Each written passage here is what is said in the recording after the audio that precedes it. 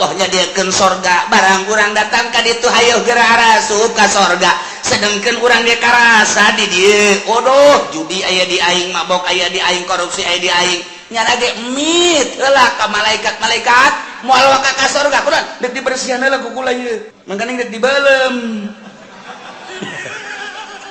nyana sadar sorangan henteu cak malaikat ka sorga we teu pantes atuh nya ka sorga dada abud kieu cak kana tetep dek dibeulem bae make seuneu jahanam jadi teu kudu hese-hese malaikat ge nyana sorangan nu hayang meulem nyana percis kos urang mah tos di sawah pamajikan urang ngajakan ka dieu urang geus deuleu bener kutang geus cengkrek sempak geus aya di juru oh geus make naon heula cek badi heula teu wanieun nyana teu wanieun aing aduh lamun nyala kadinya bae berarti belum lamun bener sadar tetap mandi heula ieu ge sarua geus disadiakeun sorga dan kulantaran dadabun ku